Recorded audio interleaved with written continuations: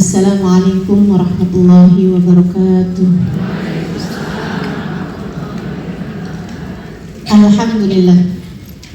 Wassalatu wassalamu ala Rasulillah Muhammad ibn Abdullah wa ala alihi wa sahbihi wa man wala. Subhanaka la ilma lana illa ma 'allamtana innaka antal alimul hakim. Bishrah li sadri wa yassir li amri wahlul 'uqdatan min lisani yafqahu qawli. Amma ba'd. Alhamdulillah, pada hari ini kembali kita dapat melanjutkan kajian ilmu kita, membahas hadis baginda kita Nabi besar Muhammad sallallahu alaihi wasallam di majelis taklim kita, majelis taklim Ar-Rahimah. Mudah-mudahan majelis taklim ini dijadikan Allah sebagai salah satu tempat turunnya hujan rahmat Allah. Sahibatul hajat serta seluruh pengurus panitia dari majelis taklim ini, semoga dipanjangkan umurnya, disehatkan badannya, dimurahkan rizkinya, dikabulkan hajatnya, semakin dicinta Allah SWT dan Rasulnya. Kita juga doakan Ustazah Khadijah Asgar yang selalu memimpin pembacaan sholawat tempat ini juga, semoga selalu dalam lindungan dan bimbingan Allah SWT, insyaallah. Sehat, panjang umur, biar bisa terus barengan ya Ustazah. Amin insyaallah.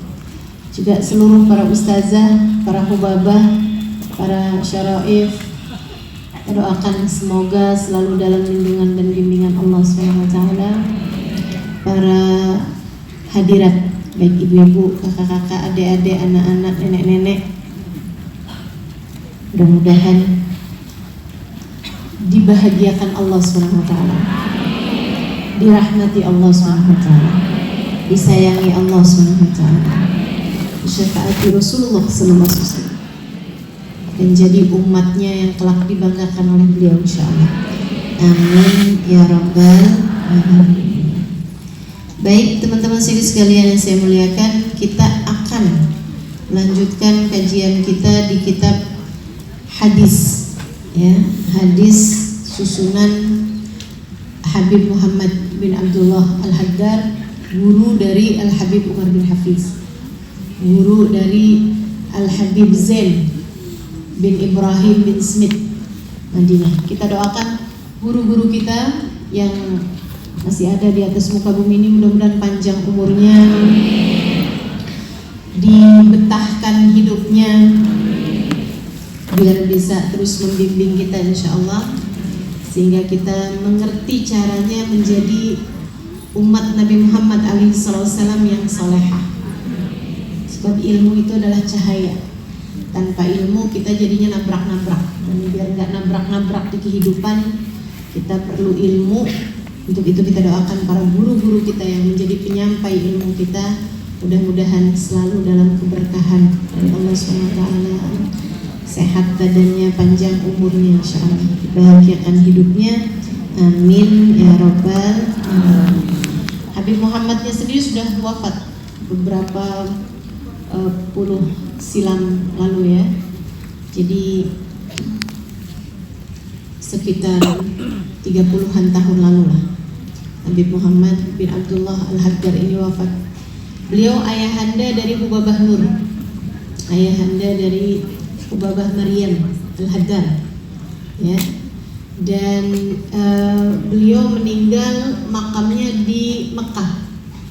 Jadi boleh kalau teman-teman ziarah ke Mekah, sekaligus juga sebut nama Habib Muhammad bin Abdullah Al-Haddad. Gurunya guru saya, ayahandanya guru saya. Nah, itu boleh buat sambungan ilmu, buat sanad ilmu. Kalau ziarah ke Ma'la, ziarah ke makam Sayyidah Khadijah, kan suka lewatin tuh sebelum nyampe ke Masjidil Haram. Silahkan bacakan nama beliau juga, Habib Muhammad bin Abdullah Al-Haddad. Gampang itu ya namanya, sama kayak namanya Nabi besar Muhammad sallallahu alaihi wasallam. Habib Muhammad bin Abdullah Al-Haddad. Saudara sekalian yang saya muliakan, beliau sesudah meninggal dunia bertahun-tahun, kayak 5-7 tahun gitu. Di Saudi Arabia kan memang tempat dikuburkannya jenazah cuman di situ-situ aja. Jadinya tuh setiap berapa lama tuh digali, tanahnya dibalik. Nah, itu biasanya memang udah habis tuh jenazahnya dimakan tanah. 5 tahun, 6 tahun tuh udah habis. Jadi sisanya cuman ajbud danab. Ajbud danab itu tulang ekor, ya. Tapi subhanallah, ketika jenazah beliau ini, jenazahnya Muhammad Al-Haddad, ketika digali gitu, terpental, terpelanting, masih utuh. Dibuka sama mereka, mau tahu jenazahnya siapa gitu. Karena kan mereka tuh kalau nguburin nggak dikasih nama juga. Dibuka ininya, kafannya, kabarnya bahkan bibirnya itu masih merah, seperti tidak meninggal, bahkan bukan hanya kayak baru meninggal gitu, tapi kayak tidak meninggal. Terus orang-orang pada saling tanya, nih jenazah siapa nih, siapa nih? Ada yang ngenalin, oh ini Muhammad bin Abdullah Al-Haddad. Orang-orang yang memang ulama amilin, ya, ulama yang mengamalkan ilmunya itu sungguh-sungguh, bahkan tanah pun menghormatinya. Bahkan tanah pun menghormatinya. Jadi tanah yang kita pijak nih, bumi yang kita pijak, ngerti caranya memperlakukan kita. Ada orang-orang yang dihormati sama tanah, sehingga tanah pun tidak mau untuk memakan jenazah. Tapi ada juga orang-orang yang digemesin sama tanah, bahkan masih ada di atas muka bumi nih, tanah bawaannya pengen yang kita gempain dia doang, gimana nih, kita bikin dia pleset gimana nih gitu, pegel aja tanahnya. Kerjaannya maksiat, nyakitin orang. Innalillahi wa inna ilaihi raji'un. Mudah-mudahan kita tidak termasuk dari kelompok yang kedua ini, insyaallah. Ini Habib Muhammad bin Abdullah Al-Haddad. Beliau nulis kitab Syifa'us Saqim, artinya adalah obat. Syifa kesembuhan atau obat, as-saqim bagi yang sakit, penyembuh bagi yang sakit. Fil ahadisil mungkidil azim, dalam hadis-hadisnya Nabi Muhammad SAW, sang juru penyelamat al-azim yang agung, tentang juru penyelamat yang agung. Nah, ini hadis-hadis beliau dikumpulkan oleh Habib Muhammad bin Abdullah Al-Haddad, disusun jadi sejumlah bilangan hari dalam setahun, yaitu 360 hadis. Tujuan beliau menyusun kitab ini adalah biar para santri, orang-orang yang belajar itu ngafalin hadis setiap hari satu. Jadi dapat dalam setahun itu selesai 360 hadis. Hafal semua nih kitab yang ada di sini. Tapi kan kita kagak. Ya nggak apa-apa. Ya yang penting kita ada belajarnya lah.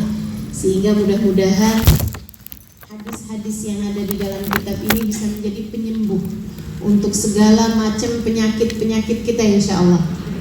Yang sakit-sakit biar pada sehat dengan berkatnya hadis Nabi Muhammad. Dengan berkatnya baginda kita Nabi besar Muhammad, yang kita pelajari hadisnya di majelis ini. Yang sakit-sakit Allah angkat semua penyakitnya, amin. Sehat semua zahir batin, insya Allah, amin. Termasuk juga kita minta pada Allah SWT sakitnya hati kita, sakitnya pikiran kita, mudah-mudahan semuanya disehatkan oleh Allah SWT, sehingga kita pulang menghadap Allah dengan membawa hati yang selamat, amin ya rabbal alamin. Dan kita sekarang mau mempelajari hadis Nabi Muhammad SAW dalam huruf jim. Beliau bikin hadisnya itu berabjad-abjad biar gampang hafalinnya gitu, biar santri-santri yang belajar tuh pada gampang hafalinnya.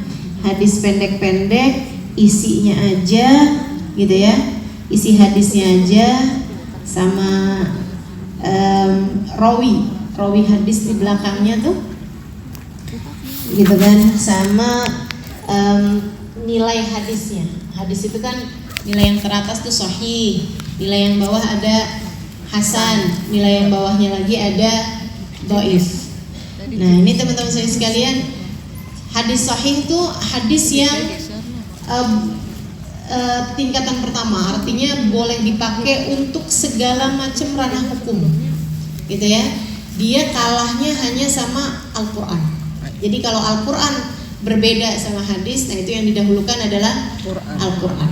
Kalau tidak bisa dijamak, tidak bisa dikumpulkan. Ini kalau bicara tentang hukum dalam fikih gitu ya, atau hukum dalam tauhid. Nah, kemudian hadis hasan. Hadis hasan ini di bawahnya hadis sahih, gitu kan? Nah, kemudian di bawahnya hadis hasan ada hadis dhaif.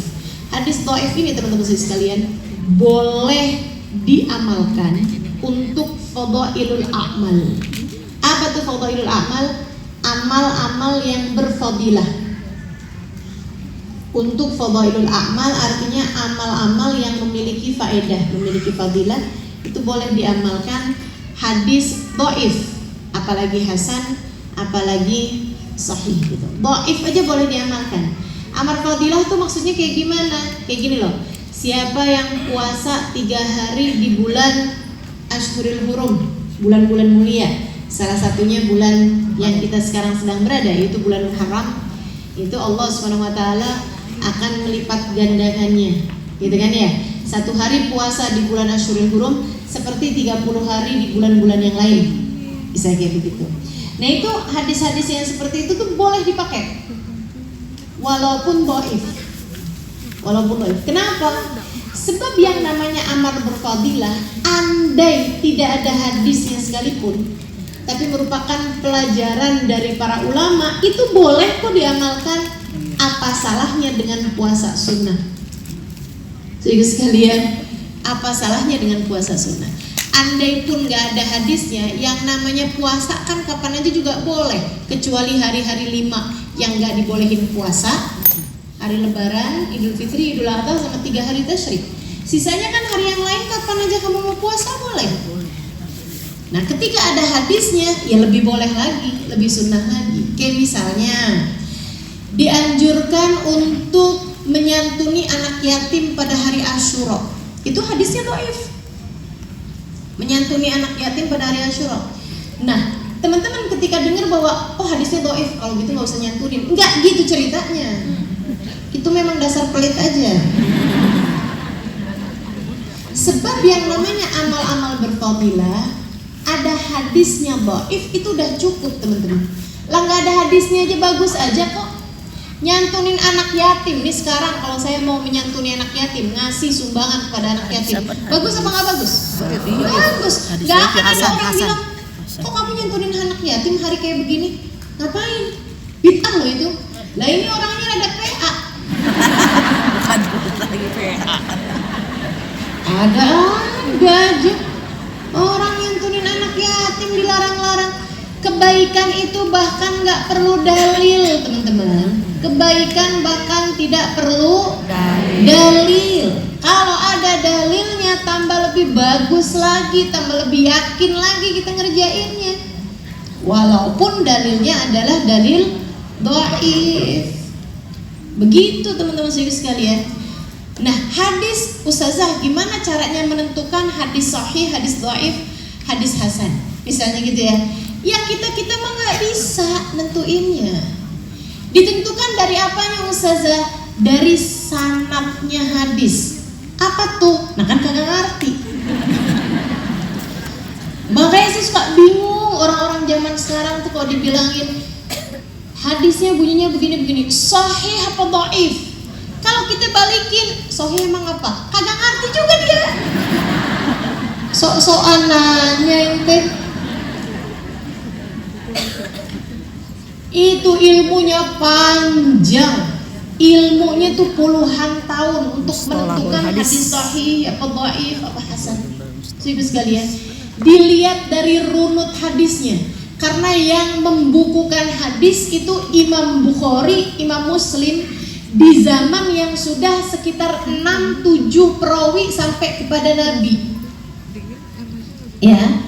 Jadi ini nabinya udah wafat sekitar 200-an tahun, baru ada Imam Bukhari, Imam Muslim yang ngumpulin hadisnya Nabi Muhammad SAW, yang buat hadis itu nyampe kepada Nabi itu perlu waktu sekitar 6-7 orang sampai kepada Nabi Muhammad SAW. Jadi Imam Bukhari itu ketika menuliskan hadis, saya mendengar hadis ini dari Syekh Fulan. Ya, Syekh Fulan menerima hadis ini, dia menceritakannya, saya menerima hadis ini dari si Fulan, guru saya. Guru saya menerimanya dari gurunya, sebutin namanya. Gurunya menerimanya dari gurunya, gurunya, sampai kepada Nabi besar Muhammad sallallahu alaihi wasallam. Jadi Nabi Muhammad menyampaikan kepada para sahabat, Abu Hurairah misalnya. Abu Hurairah kemudian menyampaikannya kepada Syekh Zuhri misalnya, ya. Syekh Zuhri ini tabi'in, kemudian menyampaikannya kepada tabi'in menyampaikannya kepada murid-muridnya, murid-muridnya menyampaikannya kepada murid-muridnya, murid-muridnya menyampaikannya kepada salah satunya Imam Bukhari. Imam Bukhari menuliskan. Dari rijalus sanad 6 ini teman-teman sekalian, hadis tersebut kemudian menjadi bernilai sahih atau hasan atau dhaif. Dari ke-6 orang ini. Kalau semua 6-6-nya adalah orang-orang yang dikenal enggak lupaan. Ini kita sih sensor pertama udah nggak masuk nih, nggak masuk. Jadi kita kalau meriwayatkan hadis nih, dipastikan hadisnya kalau enggak dhaif, kalau enggak maudhu. Apa tuh hadis maudhu itu? Hadis palsu. Kalau kita yang meriwayatkan nih, soalnya meriwayatkan gini, kalau nggak salah sih. Ya jangankan dari 30 tahun yang lalu dengernya, orang baru selesai ngaji loh, ditanya sama anaknya pulang ke rumah, tadi Ustazah Halimah ngomong apa nak? Ngomong apa mah? Oh.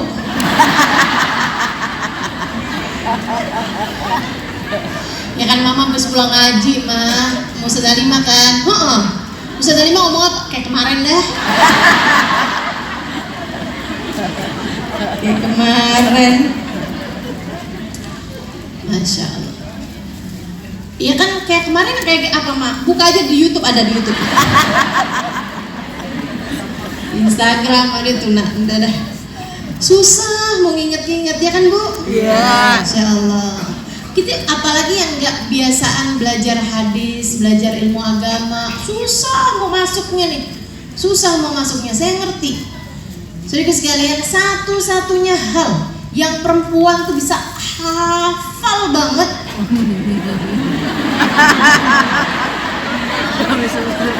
apa coba? Duit. Enggak, ada lagi di atas duit. Kesalahan suaminya. 20 tahun lalu aja masih dengan jelas tergambar di pikiran ini. Waktu itu kamu pakai baju apa? Ingat tuh. Mendadak jadi ahli sejarah, luar biasa. Gitu kan. Nah itu kalau ada di antara mereka pernah bohong, gitu ya. Satu tuh ingetannya kuat. Kemudian yang kedua, tidak pernah bohong.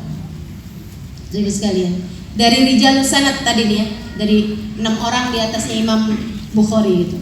Nah kalau Imam Bukharinya nyatet udah, dibukuin udah Imam Bukhari. Jadi kalau Imam Bukharinya sih sahih, jadi sekalian. Cuman ke atas sampai ke Nabi itu orangnya lupaan apa enggak nih, gitu. Kalau ingetannya kuat, kemudian dia nggak pernah bohong. Kemudian yang ketiganya orangnya aman dari kefasikan. Aman dari berbuat dosa, teman-teman. Harus orang yang benar-benar terjaga dari dosa. Kalau misalnya dia ngerjain dosa gitu, ya jangankan dosa-dosa besar, dosa kecil nih misalnya gitu ya. Ketahuan pernah ghibah, ketahuan pernah ngomongin orang misalnya gitu ya, beliaunya sendiri gitu melakukan hal-hal yang seperti itu hadisnya udah langsung turun gitu Ustaz. Imam Bukhari bahkan pernah nih melakukan perjalanan jauh perjalanannya berhari-hari untuk bertemu dengan syekh ini nih. Imam Bukhari datang di waktu malam, beliau kemudian tidur, pagi harinya ya maksudnya habis selesai pagi-pagi tuh waktunya bersarapan dengan syekh yang beliau mau ambil hadisnya ini. Sehingga sekalian beliau kemudian kayak manggil kudanya, kayak mau dikasih makan padahal nggak dikasih makan. Kayak kita kan sering tuh manggil kucing atau manggil apa gitu, kayak mau dikasih makan padahal enggak. Ya kita sih nggak usah kucing, anak itu juga kayak sering kita gituin. Itu teman-teman saya sekalian, Imam Bukhari abis itu ditanyain, ada apa kamu datang ke tempat saya? Kata Imam Bukhari, saya datang ke sini hanya untuk berkunjung aja, nggak jadi ngambil hadis. Bukan hadisnya dihukum dhaif sama Imam Bukhari, enggak jadi ngambil hadis dari beliau, padahal perjalanan berhari-hari. Ketika ditanya oleh kawannya yang mendampingi Imam Bukhari, kenapa kamu nggak jadi ngambil hadis? Kita udah perjalanan berapa hari nih? Dia bilang, saya lihat dia bohongin kuda.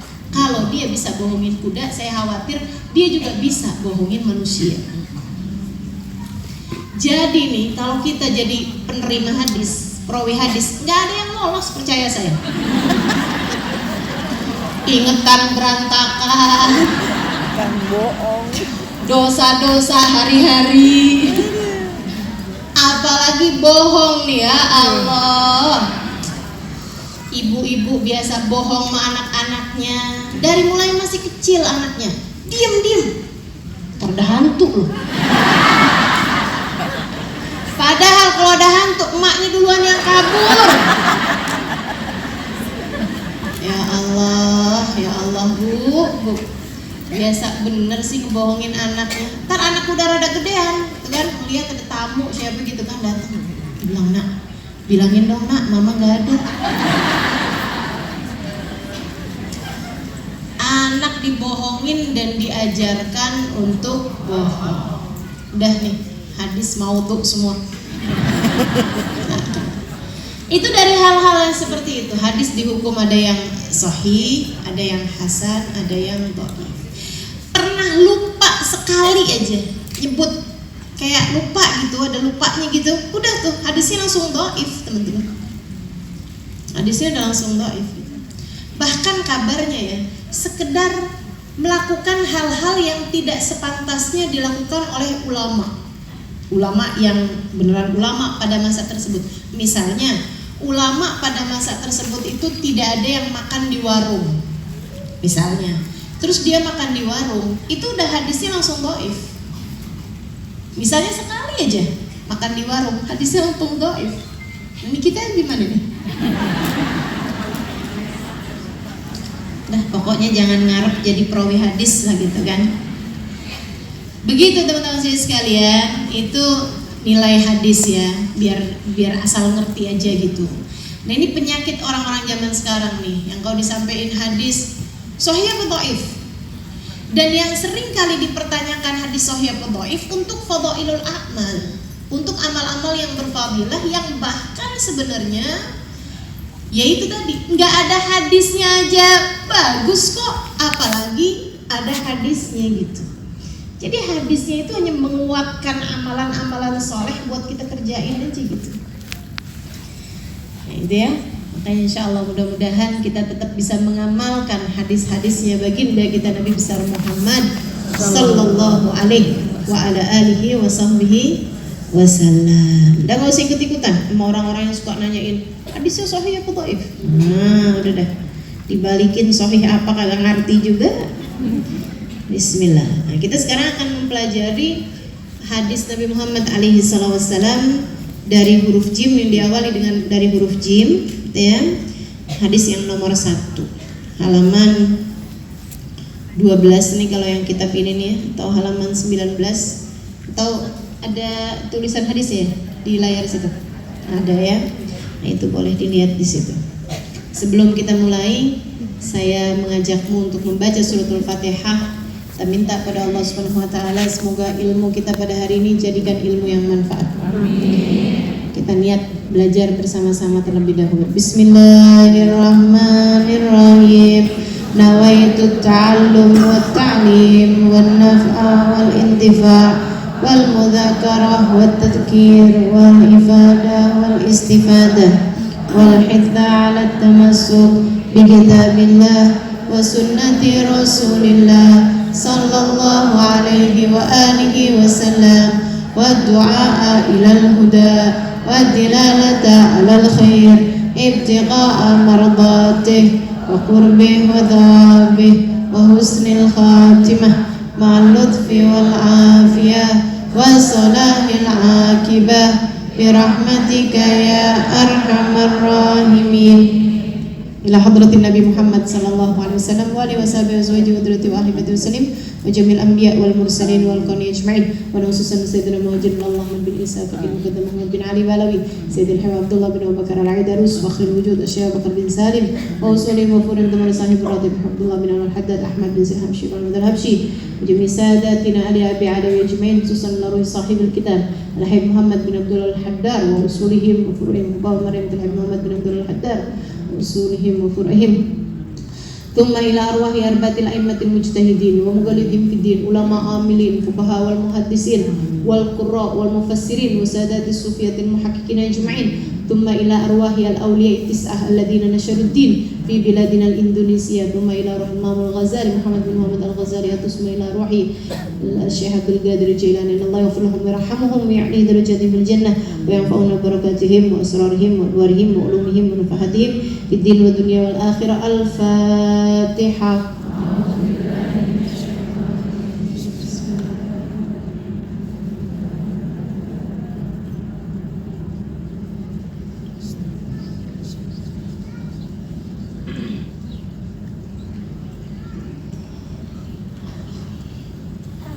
Bismillahirrahmanirrahim. Qala Rasulullah sallallahu alaihi wa ala alihi wa sahbihi wasallam, jalisul kubara wasailul ulama wa khalatul hukama. Sah itu artinya hadis sahih. Rawahu Tabrani, diriwayatkan atau dikumpulkan oleh Imam At-Tabrani. Kalau kayak riwayatnya nih artinya pengumpulnya ya, pengumpul hadisnya. Makanya riwayat Ahmad, riwayat Bukhari, muttafaq alaih itu artinya diriwayatkan oleh dua imam besar, yaitu Imam Bukhari dan Imam Muslim. Katanya Nabi Muhammad sallallahu alaihi wasallam, jalisul kubara. Jalisul kubara, duduk-duduklah, atau maksudnya berkumpullah. Duduk-duduklah tuh kayak gini nih. Kayak gini nih, kita saling duduk untuk hadir di sebuah majelis. Jalisul kubara, duduk-duduklah bersama dengan orang-orang tua atau orang-orang besar, pemuka-pemuka masyarakat. Wasailul ulama, bertanyalah kepada para ulama. Wa khalatul hukama, bergaullah, kumpul-kumpullah dengan orang-orang yang bijak. Hadis sahih rawahu Tabrani. Jalisul kubara, duduk-duduklah bersama dengan orang besar. Bukan badannya ya. Mulai sekarang saya mau bikin grup dengan minimal berat badan. Kenapa gitu? Ngamalin hadisnya Nabi. Jalisul kubara. Enggak gitu maksudnya. Tapi kubara yang dimaksud di sini adalah orang-orang besar atau orang-orang tua. Kabir fisin atau kabir fil haya, orang yang dianggap besar di masyarakat. Wasailul ulama, bertanyalah kepada para ulama. Wa khalatul hukama, bergaullah dengan orang-orang yang bijaksana. Itu pesan Nabi Muhammad alaihissalam buat kita sekalian. Sebelum saya bahas maknanya satu-satu, belum kita pembahasan hadisnya, kita baca bersama-sama dulu hadis ini 3 kali, biar berkah, biar jadi obat, buat zahir batin kita insyaallah, dan kita juga niat mudah-mudahan dapat mengamalkannya. Bismillahirrahmanirrahim.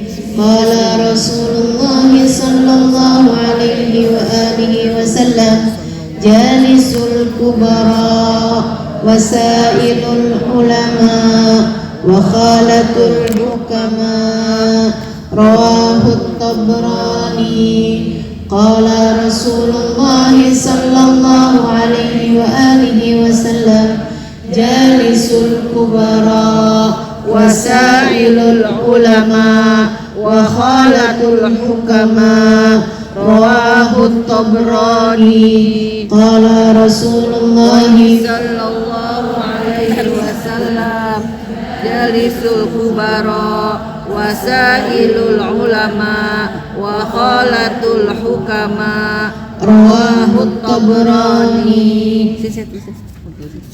Itu pesan Nabi Muhammad buat kita. Dalam hidup nih kata Nabi, kamu mesti cari temennya yang bagus. Intinya gitu. Intinya cari pergaulan yang bagus. Kalau kamu mau hadir majelis, duduk-duduk gitu kan, cari al-kubaro, orang-orang tua. Tua apanya? Bukan tua-tua kelapa ya. Apa tuh namanya? Tua-tua keladi. Pantesan kayak kagak pantes ya sebut kelapa.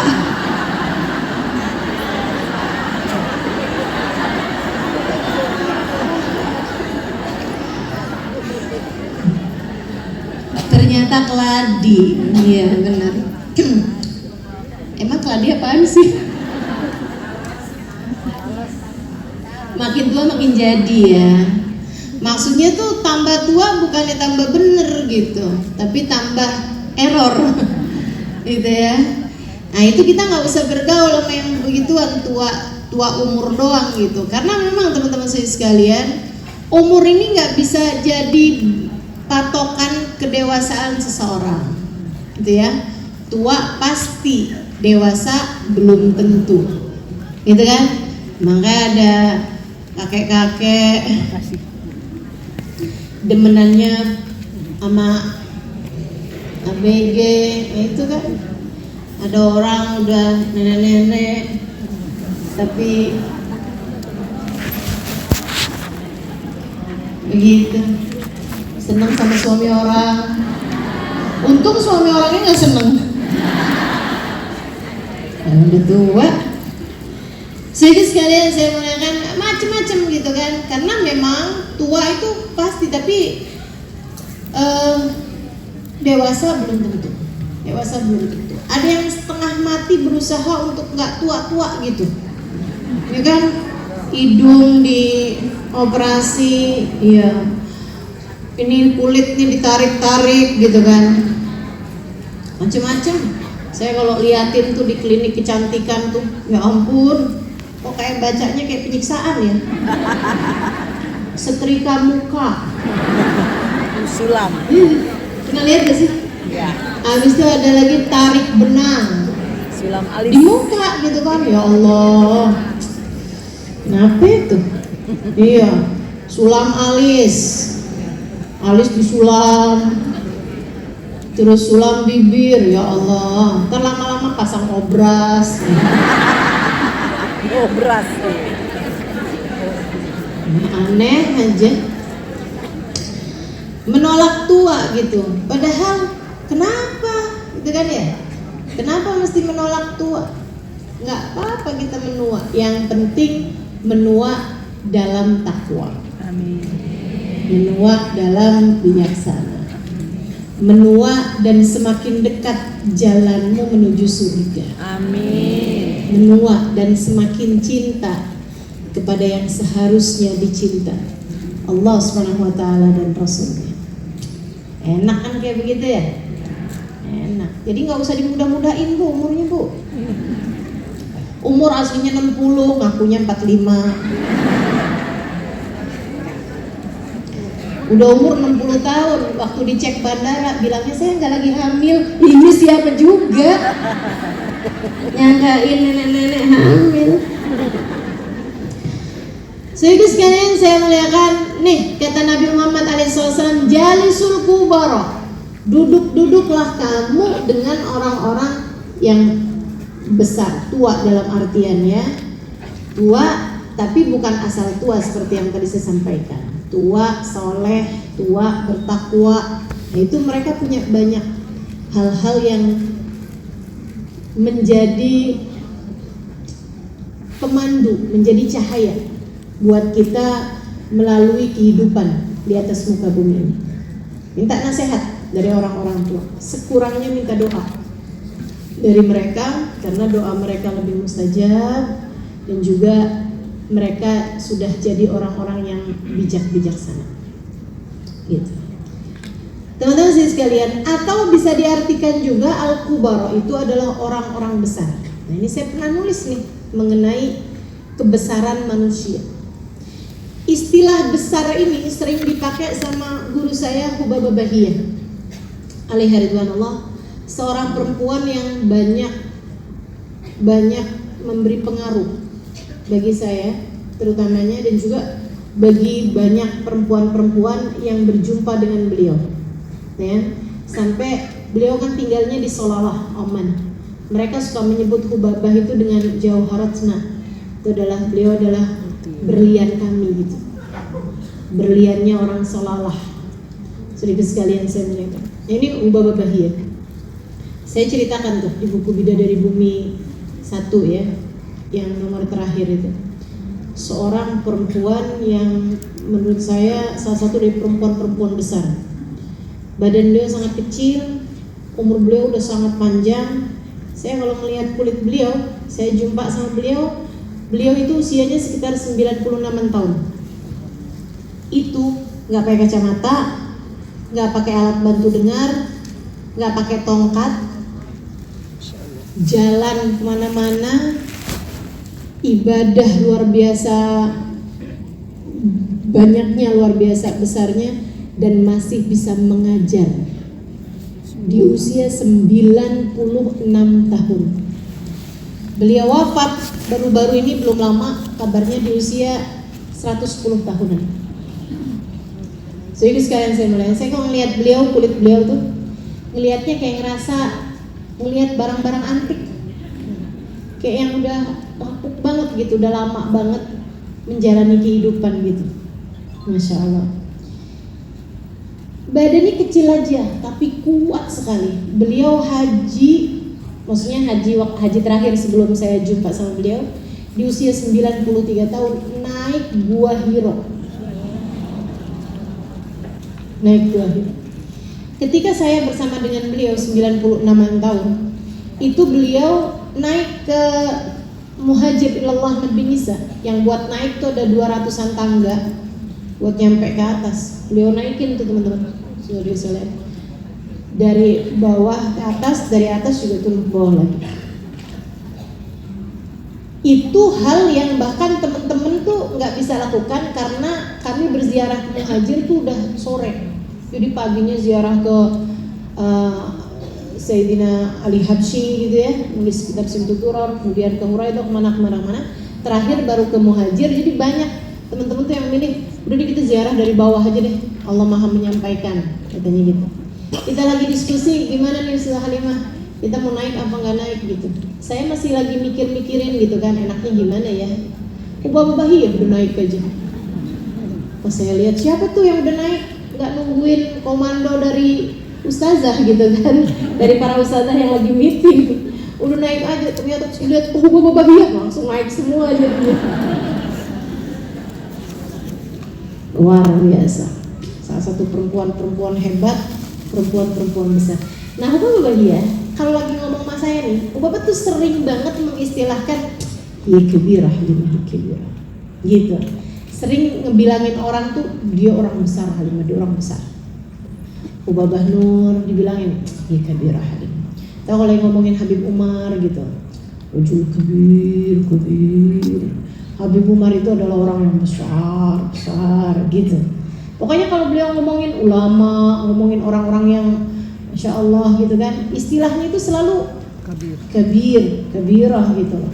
Selalu pakai istilah orang besar. Saya tuh lama gitu mikirin orang besar yang dimaksudkan Hubabah nih apa gitu. Karena tentu bukan besar, nggak selalu yang dibilangin Hubabah orang besar itu orang berilmu. Kadang-kadang juga enggak. Maksudnya bukan ulama yang menyebarkan ilmu gitu. Enggak selalu orangnya tuh ngajar gitu kan. Hubabah Umairah dulu juga dibilangin sama Hubabah Bahia ini hiya kabirah gitu. Hubabah Umairah nih orang besar. Hubabah Umairah nggak ngajar. Jadi sekalian saya muliakan, jadi saya pikir-pikir apa ya gitu. Kenapa kok Hubabah Bahia suka pakai istilah besar nih, definisi besar dalam pandangan Hubabah Bahia nih apa kira-kiranya gitu. Terus ini hasil pemikiran saya, mudah-mudahan benar. Yang besar kan cuma satu nih, Allah SWT. Yang sesungguhnya besar itu hanya satu.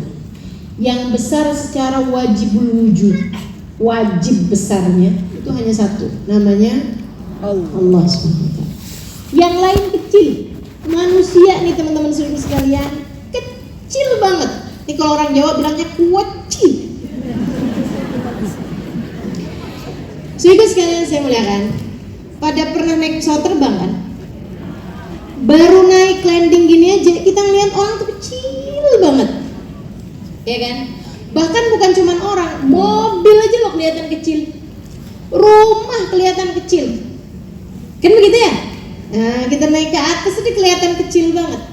Saudara sekalian yang saya muliakan, nah itu tuh jangankan manusia, jangankan mobil, rumah, bangunan yang kita seringkali menganggapnya besar gitu ya. Bahkan planet bumi dibandingkan dengan semesta itu kayak sebiji kacang hijau dalam tumpukan berkintal-kintal. Planet bumi dibandingkan dengan semesta rayanya Allah SWT itu saudara sekalian, kayak kamu punya berkintal-kintal kacang hijau, kamu gelar tuh berkintal-kintal, berkarung-karung kacang hijau tuh teman-teman saya sekalian. Nah itu sebiji kacang hijaunya, itulah planet bumi dibandingkan dengan semesta rayanya Allah Subhanahu wa ta'ala. Itu planet buminya. Dan dibandingkan dengan makhluk Allah yang lain, malaikat Jibril tuh cerita bahwa dia dalam bentuk aslinya, planet bumi di tangan dia itu seperti kelereng di tangan anak kecil. Kayak kelereng di tangan anak kecil, gundu di tangan anak kecil. Nah itu kayak gitu. Itu baru bumi dibandingkan dengan malaikat Jibril. Makanya banyak ayat-ayat bercerita bahwa kalau dulu tuh zaman sebelum Nabi Muhammad, malaikat Jibril itu tugasnya adalah memberi hukuman, memberi azab kepada umat yang durhaka. Umat yang durhaka tuh yang ngasih hukumannya, yang ngasih azabnya itu adalah malaikat Jibril. Makanya malaikat Jibril nggak disukai sama orang-orang Yahudi. Mereka itu senangnya sama malaikat Mikail. Makanya banyak banget yang namanya Michael gitu ya, dari malaikat Mikail. Kenapa? Karena yang bagian menurunkan rezeki. Sehingga sekalian saya muliakan, malaikat Jibril kalau memberi azab kepada umat manusia nih, misalnya gitu ya, Jakarta turunin bencana, naudzubillah bentar. Misalnya gitu, nggak usah Jakarta deh ya.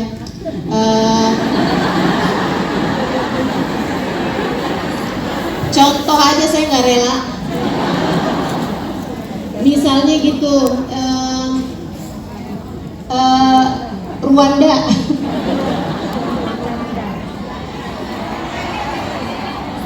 Misalnya gitu, ada satu daerah gitu kan, Saya nggak mau juga Israel. Banyak orang Islam loh di sana. Nggak mau juga saya. Karena kan kalau adab itu kan nggak kena orang yang non muslimnya aja gitu kan, kena semuanya gitu. Nah itu teman-teman sekalian, ada banyak di antara mereka tuh yang kalau misalnya itu diadab sama malaikat Jibril tuh kadang-kadang hanya perlu malahum illa sayhatan wahidah. Cuman perlu diteriakin doang sama malaikat Jibril.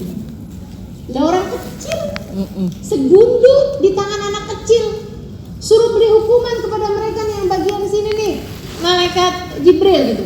Malaikat Jibril cuma digini doang. Serius ini. Sehingga sekalian mati semua. Kenapa? Pengang. Gendang telinga mereka pecah, mereka mati. Cuman diteriakin doang sama malaikat Jibril. Kamu tahu dari sini betapa sangat kecilnya manusia ini. Kecil banget kita itu teman-teman sekalian. Kecilnya kita nggak usah di hadapan Allah ya. Kecilnya kita di hadapan malaikatnya Allah lebih kecil daripada semut di hadapanmu. Ini inget-ingetin terus nih. Karena ini saya suka ngebayangin ini dan saya suka jadi ngerti gitu bahwa mana hal yang perlu saya besarkan, mana hal yang nggak perlu saya besarkan gitu. Kayak urusan mobil, urusan rumah, apa segala macam kecil. Kenapa gitu? Ya itu dia saya ngebayangin. Saya ngebayangin semut. Semut kan karena kecil, kita melihat segala-galanya semut itu kecil. Kalau semut, mobilnya semut kecil apa gede? Kecil. Rumahnya semut kecil apa gede? Kecil juga gitu. Jadi apapun aja, makanya sering saya sampaikan nih, apapun yang gak kamu bawa mati, jangan bela mati-matian. Kecil, barang kecil itu teman-teman sekalian, apapun aja dah. Apapun dari jenisnya harta dunia nih, mau tanah kek, mau apa kek gitu kan, kecil semuanya karena memang kitanya tuh kecil gitu. Dan kamu bisa bayangin kalau ada semut sombong sama sesama teman-temannya, apalagi cuman gara-gara dia sudah mencapai punya uang banyak, punya harta banyak, punya gelang banyak, punya cincin banyak gitu kan. Tasnya branded si semut ya.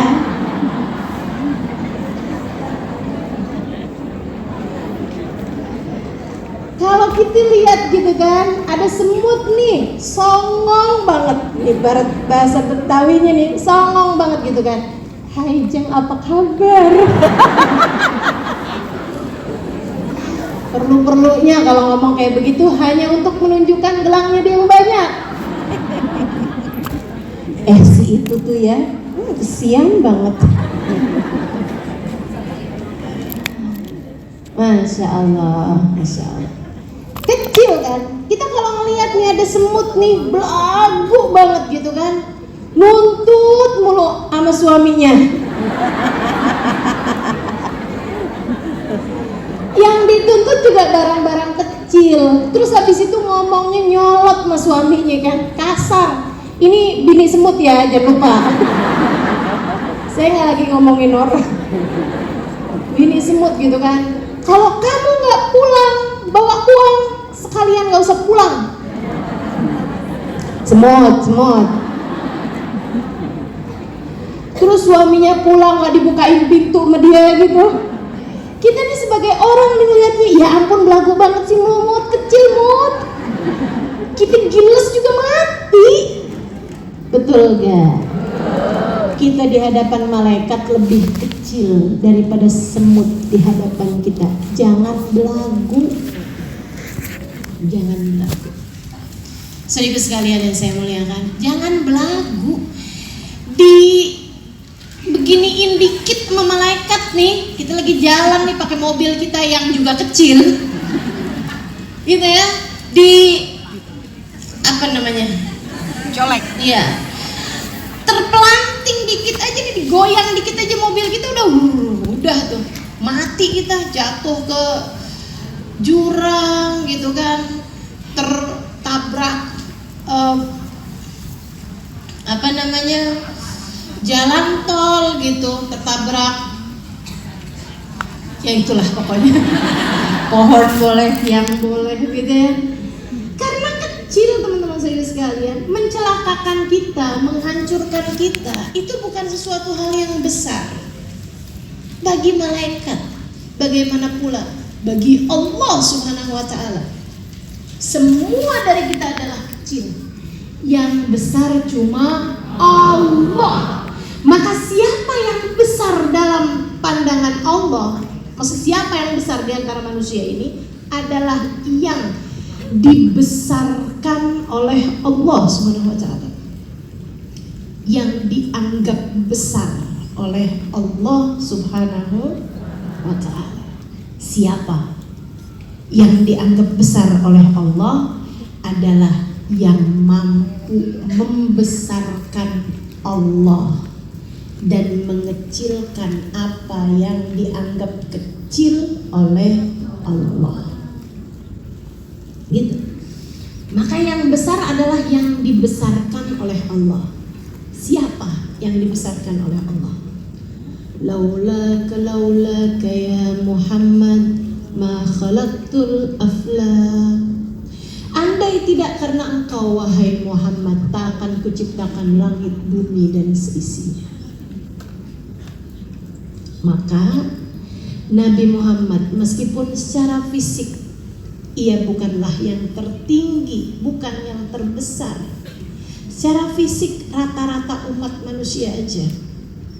Akan tetapi nilainya di mata Allah lebih besar daripada bumi, langit dan seisinya. Lebih besar daripada semesta rayanya Allah Subhanahu wa ta'ala. Kenapa? Karena Allah membesarkan.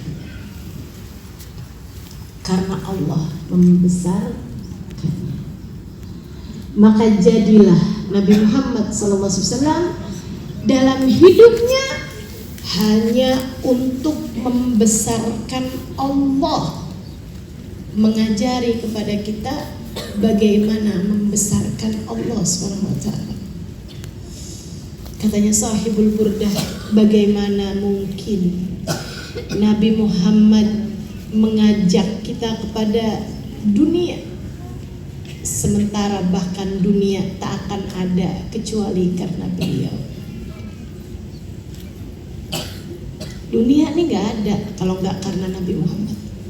Maka tidak mungkin Nabi Muhammad mengajak kita untuk mencintai dunia. Nabi Muhammad mengajak kita kemana? Kepada menuju kebesaran kita. Apa itu menuju kebesaran kita? Menuju Allah, menuju pengagungan kepada Allah Subhanahu wa ta'ala. Maka siapapun di antaramu, ini nilai kita semuanya nih, nilai kita nih, nilai besarnya kita di mata Allah. Nih, dengerin saya. Nilaimu di mata Allah. Itu Allah nggak lihat badanmu, kulitmu. Allah nggak banyak teman-teman. Penilaian Allah tuh dari dia nutup auratnya bagus apa kagak, dia lebih panjang apa enggak, nih jilbabnya nih berapa senti lebih panjangnya daripada orang lain. Nggak ada, nggak terlampau dilihat sama Allah SWT. Akan tetapi Allah menilai kebesaranmu dari seberapa besar hatimu mengagungkan Allah, seberapa besar hatimu membesarkan Allah SWT. Ini yang salah satu hal yang saya takuti.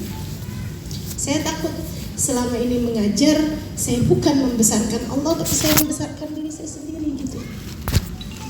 Saya takut bahwa selama ini saya bikin maulid bukan membesarkan Nabi, tapi membesarkan diri saya sendiri. Saya minta kepada Allah SWT dikaruniai hati yang mengerti bagaimana membesarkan Allah, bagaimana membesarkan manusia paling besar, baginda Nabi besar Muhammad sallallahu alaihi wasallam. Sebab semakin kamu berusaha membesarkan dirimu, semakin kecil pula lah kamu di mata Allah. Semakin tidak berartilah kamu dalam pandangan Allah Subhanahu wa taala.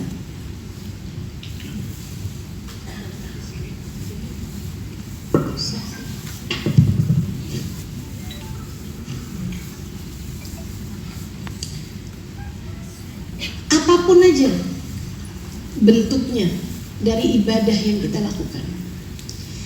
Kamu ibadah sholat duha, tujuannya apa? Biar rezeki lancar. Berarti kan bukan membesarkan Allah. Kamu tujuannya sholat duha membesarkan rezekimu. Saudariku sekalian yang saya muliakan, artinya gak banyak nilainya. Sholat duha tidak membesarkanmu jika tujuan sholat duha tersebut hanya untuk membesarkan rezekimu. Paham sampai sini? Kamu hadir majelis buat apa? Kalau tujuannya adalah biar saya tuh jadinya dilihat orang sebagai orang solehah lah gitu. Kamu berarti hadir majelismu itu hanya untuk membesarkan dirimu sendiri. Saya hadir majelis biar pinter. Nanti saya bisa jawabin suami kalau dia lagi ngomong. Saya jadi punya modal. Ini ada istilah orang nih. Ada istilah orang juga kayak gitu. Ustazah, alhamdulillah nih kalau dengar kajian Ustazah nih saya punya modal. Modal buat apa Bu? Saya udah GR aja. Saya kirain modal kebahagiaan hidup dunia akhirat. Saya kirain modal selamat di hari akhirat. Dia bilang modal buat jawabin suami Ustazah. Innalillahi wa inna ilaihi rajiun. Terus saya bilang, ya Allah, kalau dia durhaka sama suaminya dan dia pakai ilmu saya, jangan hisab saya ya Allah atas apa yang dia lakukan. Masya Allah. Sedikit sekalian saya muliakan, kalau begitu masalahnya, berarti kamu tidak membesarkan Allah dengan dudukmu di majelis ini. Kamu tidak membesarkan Nabi Muhammad dengan dudukmu di majelis ini. Kamu hanya sedang membesarkan dirimu sendiri, membesarkan ilmumu sendiri, membesarkan nilaimu sendiri. Dan itu saudara sekalian adalah ilusi. Kamu menganggap dirimu besar karena ilmumu. Kamu menganggap dirimu besar karena jamaahmu. Kamu menganggap dirimu besar karena majlismu. Kamu menganggap dirimu besar karena bahkan ibadahmu yang belum tentu diterima Allah SWT itu. Semua penganggapan tersebut adalah ilusi, enggak sesuai dengan faktanya. Faktanya adalah bisa jadi semakin banyak yang kamu lakukan menjadikan dirimu semakin kecil dalam pandangan Allah. Karena nilai kebesaran kita yang sesungguhnya adalah ada pada hati yang mengerti mengagungkan Allah. Ada pada hati yang mengerti membesarkan Allah.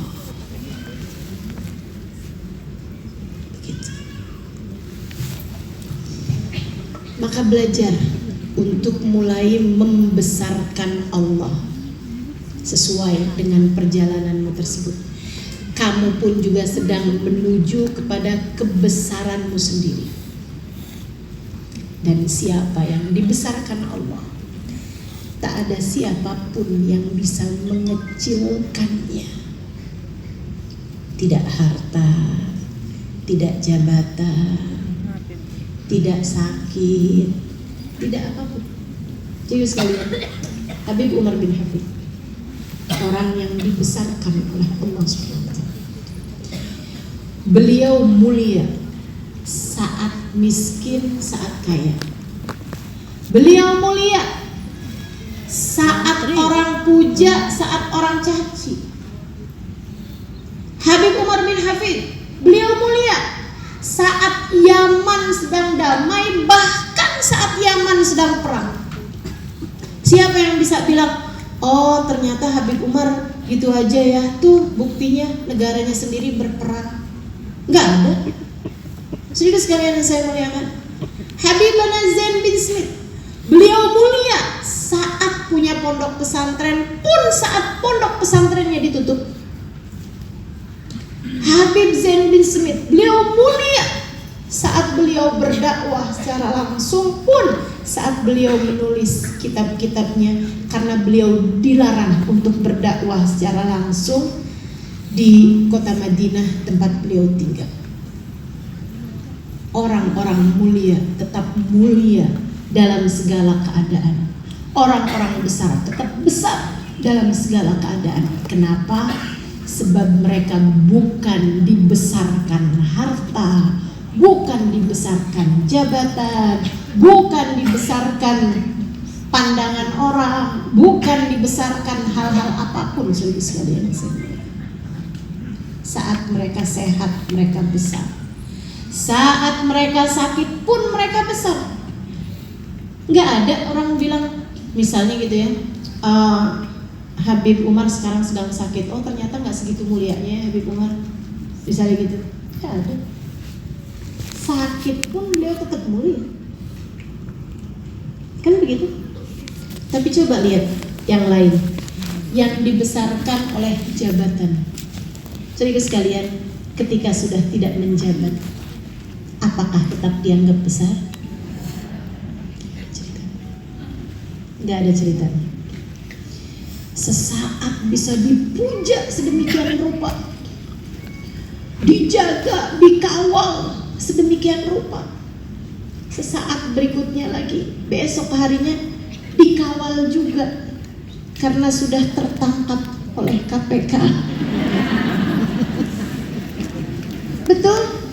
Antara hina mulia, ya ampun, selisihnya bisa beberapa menit. Antara hina mulia, selisihnya hanya perlu beberapa jam, saudaraku sekalian.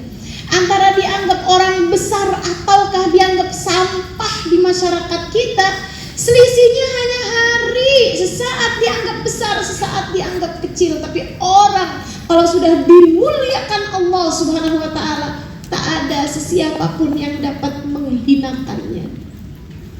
Selebihnya, seseorang kalau sudah dikecilkan Allah, dihinakan Allah, tak ada apapun yang dapat memuliakannya. Tidak di dunia, tidak pula di akhirat nanti. Makanya ini sesuatu hal yang sangat menakutkan buat saya, teman-teman. Saya takut jika apa yang saya lakukan ternyata hanya membesarkan diri sendiri, untuk kemudian kelak di hari akhirat Allah memperlihatkan kekerdilan kita di hadapannya. Belajar untuk terus mengelola hati, menata hati, terus bertanya, adakah Allah yang kamu tuju? Adakah mengagungkan Allah yang kamu maksud? Ataukah selama ini hanya mengajak orang untuk memuliakan dirimu sendiri? Kita tidak mau membesarkan diri, tidak pula bendera kita, tidak pula majelis kita, tidak pula komunitas kita. Yang mau kita besarkan hanya satu, Allah Subhanahu wa ta'ala dan Rasulnya. Yang kita mau agungkan hanya satu, Allah Subhanahu wa ta'ala dan Rasulnya. Apapun yang kita lakukan selagi tujuannya hanya untuk diri sendiri, tidak banyak dalam kenaikanmu kepada kemuliaan Allah Subhanahu wa ta'ala. Tidak banyak dalam membesarkanmu menuju Allah. Saudara sekalian yang saya muliakan, ini yang saya paham dari ucapan Hubabah Bahiyah ketika Hubabah Bahiyah bilang, "Ya kabirah halimah, ya kabirah." Dia adalah seorang perempuan besar, Halimah. Dia seorang perempuan besar. Barangkali artinya adalah dia adalah perempuan yang di hatinya tidak ada yang lebih besar baginya selain Allah.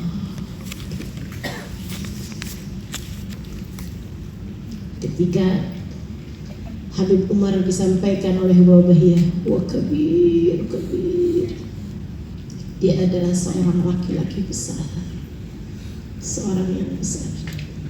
Barangkali maksudnya adalah bahwa Habib Umar bin Hafid dalam hidupnya tidak pernah membesarkan dirinya sendiri, tidak pula membesarkan dunianya, tidak pula membesarkan namanya, tidak pula membesarkan jabatannya, tidak pula membesarkan image-nya di masyarakat. Tidak. Habib Umar dalam hidupnya hanya mengerti membesarkan Allah. Itu sebabnya Allah pun membesarkannya hingga mereka pun menjadi hamba-hamba yang besar dalam pandangan Allah, hingga bahkan tanah tak mampu memakannya, hingga bahkan tanah taat kepada Allah untuk tidak melumatnya. Kebesaran macam apa itu? Dimuliakan bumi, dimuliakan langit, dimuliakan para malaikat. Saudariku sekalian yang saya muliakan, saat Sayyidina Sa'ad ibn Mu'ad meninggal dunia, jenazahnya tuh ringan sekali. Sahabat Nabi Muhammad alaihissalam, salah satu dari orang yang sangat disayangi oleh Nabi Muhammad, sangat dimuliakan oleh Nabi Muhammad alaihissalam, pemimpin sebuah kabilah. Ketika dia masuk Islam, karena dia dicintai, orang sekabilahnya masuk ke dalam agama Islam, kesayangan Nabi Muhammad. Sayyidina Sa'ad ibn Mu'ad ketika meninggal dunia, jenazahnya tuh nggak ada beratnya, dibawa tuh ringan banget. Orang Islam bawa jenazah ringan, masya Allah, nih Sayyidina Sa'ad nih memang nggak ngerti ngerepotin orang, hidup nggak pernah nyusahin orang, mati juga nggak pernah nyusahin orang. Jenazahnya sampai ringan kayak begini nih, kayak bawa kapas rasanya, kayak nggak bawa apa-apa gitu. Ya ampun, ringan banget sih jenazah orang Islam. Ada orang munafik ikutan ngangkat jenazah. Jadi kan ganti-gantian tuh ngangkatin jenazahnya untuk tabarukan. Sehingga sekalian dibawa sama orang munafik, dia nyelutuk gini, la khafiful wazn khafiful qadr indallah. Ini orang ringan banget ya, kayaknya sih emang kecil nilainya di mata Allah. Kecil nilainya di mata Allah. Bukan orang besar nih, jenazahnya aja nggak ada beratnya. Orang munafik mikirnya negatif aja. Hati-hati sama pikiranmu teman-teman. Kalau selalu melihat negatif pada yang lain, positif pada diri sendiri, benih kemunafikan ada dalam dirimu. Kalau diri lagi sakit, dia bilang ujian nih dari Allah buat naikin derajat saya. Kalau ada orang lain dikasih sakit, dia bilang hukuman dari Allah tuh, azab, diazab. Dosanya banyak. Kenapa nggak dibalik? Kamu seharusnya ngebalik. Kalau ada orang sakit, ya ampun, tuh orang baik diuji sama Allah buat naikin derajat dia. Kalau diri sakit, emang banyak dosa nih, sama Allah dikasih sakit, mudah-mudahan buat ngapusin dosa-dosa saya gitu. Kita kan suka enggak? Nih mudah-mudahan Allah selesaikan kita dari benih-benih kemunafikan. Amin. Saudara sekalian saya muliakan, kembali kepada Sayyidina Sa'ad. Dia ngomong bisik-bisik nih si orang munafik nih sampingin. Innal khafiful wazn khafiful qadr indallah. Ala-ala julidnya netizen. Dia bilang nih kayaknya nih ya, ringan banget nih jenazahnya. Dia emang kecil nilainya di mata Allah. Sebelahnya orang mukmin. Dia bilang, dia kayak gitu, tiba-tiba kedengaran suara dari belakang. Suaranya baginda Nabi besar Muhammad. Yang padahal Nabi Muhammad tuh jaraknya tuh berpuluh-puluh meter, nggak mungkin bisa dengar secara telinganya manusia biasa. Tapi kan memang Nabi Muhammad bukan manusia biasa. Ia adalah permata. Jika diibaratkan manusia adalah kerikil, Nabi Muhammad permata, teman-teman. Jadi menabi karena Allah SWT menjadikan Nabi Muhammad ini orang besar, Allah pun membesarkannya, termasuk membesarkan semua organ, semua panca inderanya, membesarkan telinganya, bisa mendengar hal-hal yang seharusnya tidak didengar orang, membesarkan penglihatannya, bisa melihat apa yang tidak dilihat orang. Itu sebabnya Nabi Muhammad bilang, atimur ruku' awas sujud, fawalladhi nafsi biyadih inni la'arakum min wara'i dhahri ma idha raka'tum wa idha sajadtum. Sempurnakanlah ruku' sujud kalian, aku bisa melihat kalian dari belakangku sebagaimana kalian selama ini bisa melihat dari arah depan. Kita punya mata bisa melihat arah depan doang. Nabi Muhammad bilang, aku bisa melihat dari arah belakangku sebagaimana kalian bisa melihat dari arah depan kalian. Allah besarkan penglihatannya, Allah besarkan telinganya. Kenapa? Karena Nabi Muhammad orang besar. Katanya Nabi Muhammad alaihissalam, man alladhi yaqulu hakadha, man alladhi yaqulu hakadha, siapa tuh yang berani-berani ngomong kayak begitu? Innahu khafiful wazn khafiful qadr indallah. Ini ringan, berat jenazahnya karena ringan nilainya di mata Allah. Siapa tadi yang berani ngomong kayak begitu? Oh, si mukmin tadi tuh. Oh, tuh kan. Kayak kita deh. Kalau ada orang ditegur, tuh kan. Nabi kasih tahu kejadian sebenarnya. Kenapa jenazahnya ringan? Saudara sekalian yang saya muliakan. Faqad ra'aitu 70,000 malak lam yanzilu minas sama nazalu li tasyyi'i janazah Sa'ad ibn Mu'adz. Aku telah melihat 70,000 malaikat langit yang tidak pernah turun ke bumi, hari ini turun untuk mengawal mengantarkan jenazahnya Sa'ad bin Mu'adz. Jenazahnya ditakziahi dan diantarkan ke kubur oleh 70,000 malaikatnya Allah Subhanahu wa taala.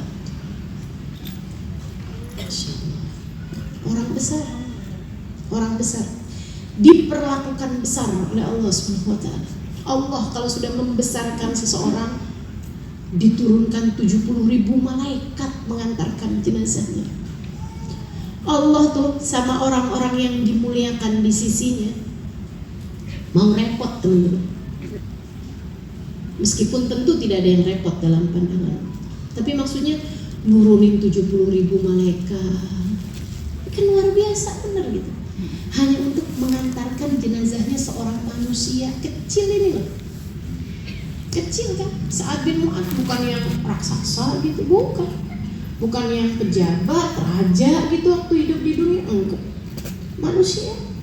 Tapi Allah turunkan sekian ribu malaikat, 70,000 malaikatnya. Luar biasa. Allah paling ngerti caranya memuliakan hambanya. Allah paling ngerti caranya menyayangi hambanya. Allah paling ngerti caranya mencintai hambanya. Baik, kalau teman-teman nanya sama saya, Ustazah, saya kepengen doain Ustazah nih, mesti doain apa ya buat Ustazah? Doain saya disayang sama Allah.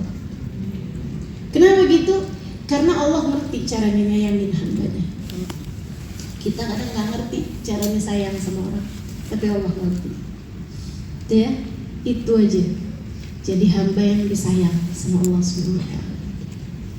Jadi hamba yang dimuliakan Allah, Ustazah, ketinggian, gak usah disayang aja. Disayangkan sama yang kecil-kecil, sama yang melas-melas kan kita juga sayang. Anak kita semakin gak berdaya, kita semakin sayang. Mudah-mudahan Allah sayangi kita semua. Amin. Saudara sekalian yang saya muliakan, jadi orang besar itu adalah orang yang dibesarkan oleh Allah. Kenapa Allah membesarkan dia? Karena dia membesarkan Allah dalam hatinya. Kamu pengen jadi orang besar? Yuk, tinggalin duniamu, tinggalin mengagungkan duniamu, mulailah belajar mengagungkan Allah. Mulai dari hal yang terkecil. Kalau doa jangan minta dunia mulu. Minta disayang sama Allah. Minta diampuni dosa kita sama Allah. Minta diridhoi Allah. Minta sholat bisa khusyuk. Minta ibadah bisa ikhlas. Ada banyak hal. Minta bersihnya hati, teman-teman. Minta bersihnya hati. Minta terjaganya anggota tubuh dari perbuatan dosa. Yang jadi istri minta biar bisa dijadikan Allah istri yang soleha. Amin. Jangan cuma sekedar minta suami biar jangan poligami. Minta biar jadi istri yang soleha. Terhadap anak-anakmu mintalah agar kamu dijadikan Allah ibu yang soleha, yang mengerti bagaimana mendidik anak-anak, membawa mereka ke jalan surga. Minta. Ada banyak hal-hal besar yang kamu perlu minta. Lebih daripada semuanya, kamu perlu minta husnul khotimah. Jangan cuma sekedar minta duit. Jangan cuma sekedar minta rumah, minta mobil. Malu. Semuanya bakal kamu tinggalkan. Takut nyesel. Bukan hanya malu juga, takut nyesel, teman-teman. Begitu kamu mati, semuanya kamu tinggalin. Di sini nggak ada, saya yakin nggak ada di sini yang kalau mati minta masukin ke dalam kubur sama kulkas-kulkasnya. Yakin saya. Secinta apapun kamu sama dunia, nggak ada yang, nah nanti kalau mama masuk ke dalam kubur nih nak pasangin AC ya nak. Nggak ada pasti.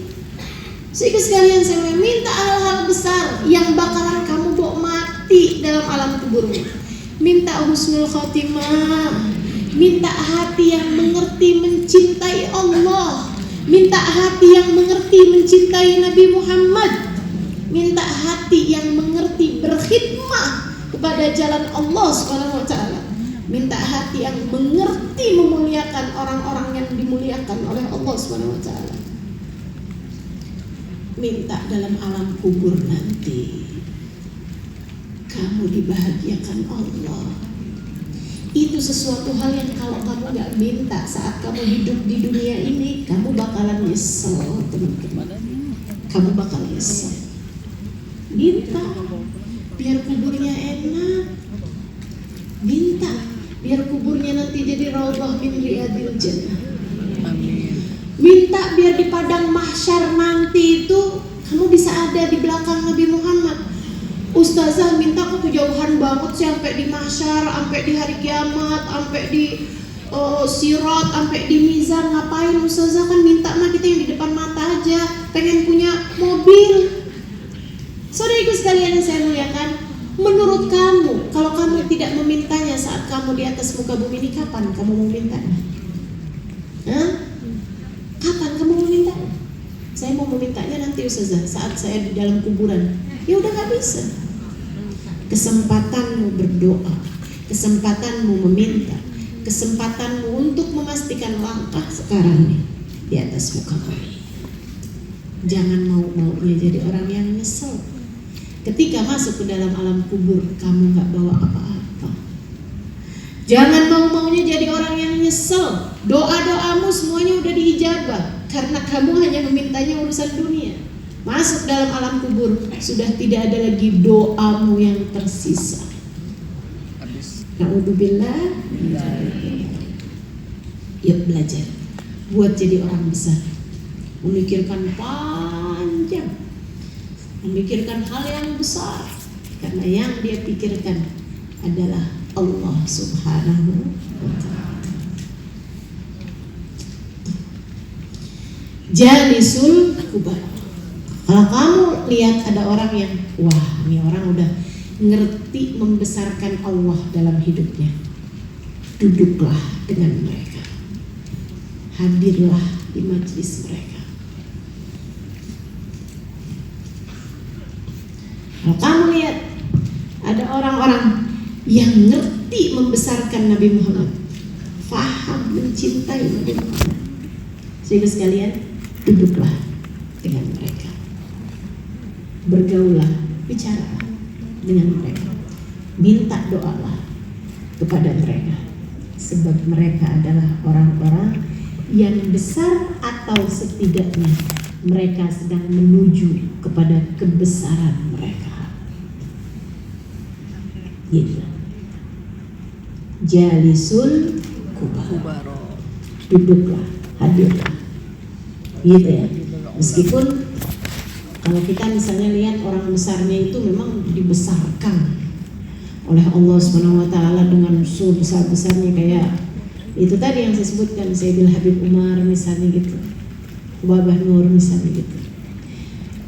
Duduk dengan mereka, niat khidmah sama mereka, gitu kan ya? Niat memandang wajah mereka, niat, ya Allah, saya kecil dan saya nggak ngerti bagaimana membesarkan diri saya, ya Allah, karena masih terlampau banyak bergumul dengan dunia saya, ya Allah, nggak paham. Tapi ini di hadapan saya ada orang mulia yang mengerti membesarkanmu, ya Allah. Ya Allah, sertakan saya, kumpulkan saya bersama dengan mereka, sebab saya mencintai mereka. Dan jangan nyusahin, jangan nyusahin. Jadi sekalian yang saya muliakan, ini ya, sebab orang kalau sudah dibesarkan dalam pandangan Allah, dimuliakan oleh Allah Subhanahu wa taala, andai pun mereka nggak tahu, ketika kamu menyusahkan mereka atau ketika kamu tidak menghargai mereka, tapi Allah tahu. Tapi Allah tahu. Misalnya nih, kamu ngomongin hal yang negatif tentang orang-orang besar, Habib Umar misalnya, Babah Nur misalnya, ngomongin gitu, hal yang kurang baik tentang mereka, apalah gitu kan ya, saya nggak ngerti juga apa. Misalnya gitu ngomong, kamu saat ngomong itu, beliau nggak dengar, tentu saja, misalnya di majelis gitu kan, majelisnya banyak yang hadir, kamu ngomong pojokan sana tuh, beliaunya nggak dengar, tapi Allah dengar, hati-hatilah. Bisa jadi kehadiran kamu di majelis, kamu maksudnya jalisul kubaro, bukannya dapat berkah, malah dapat halakah. Apa tuh halakah? Kehancuran. Bukannya dapat berkat, malah dapatnya kualat. Jadi sekalian, hati-hati. Orang-orang yang besar di mata Allah, gede juga kualatnya, ya. Yang berkahnya banyak, kualatnya juga banyak. Hati-hati nih. Makanya Sayyidil Habib Syekh Abu Bakar Ibn Salim alaihi ridwanullah dalam doanya, yang saya tuh cukup lama tuh nggak ngerti sama doa itu, sampai satu hari Babah Nur menerangkannya, saya jadi paham. Oh gitu rupanya doanya Syekh Bakar bin Salim. Allahumma inni akhafu minka wa akhafu mimman yakhafu minka wa akhafu mimman la yakhafu minka. Allahumma bihaqqi man yakhafu minka najjini mimman la yakhafu minka. Ya Allah, aku takut padamu. Aku takut juga kepada orang-orang yang takut padamu. Ya Allah, aku juga takut sama orang-orang yang gak takut kepadamu. Kalau saya suruh nyusun doa, ya kecuali sekarang saya sudah mengerti gitu ya. Tapi kalau saya suruh nyusun doa, itu saya akan ngomong gini, ya Allah, aku takut padamu, dan aku takut kepada orang yang tidak takut padamu. Ngapain kita takut sama orang yang takut sama Allah? Betul apa enggak? Kita cinta dong sama orang yang takut sama Allah. Siapa orang yang takut sama Allah? Para walinya Allah. Siapa orang yang takut sama Allah? Para ulama-ulamanya Allah. Kan itu ya? Kenapa saya sebutnya nggak ulama aja? Tapi karena banyak juga ulama yang bukan ulamanya Allah. Ulama cuma ngajakin orang kepada cinta dunia. Ya Allah, ya Allah. Mudah-mudahan jangan sampai kita menjadi salah satunya, insya Allah. Sedikit sekalian yang saya muliakan, ini kan orang yang takut sama Allah itu menurut saya sebelumnya, saya nggak perlu takut sama mereka, saya hanya perlu cinta sama mereka. Ngapain kita takut sama Hubabah Nur? Misal. Ngapain kita takut sama Habib Umar? Misal. Saya kalau ditanya, Ustazah takut gak sama Habib Umar? Enggak takut saya dulunya. Tapi kalau saya ditanya sekarang, Ustazah takut gak sama Habib Umar? Banget takut. Ustazah takut gak sama Hubabah Nur? Banget takut. Ustazah takut gak sama Habib Zain? Banget takut. Kenapa gitu?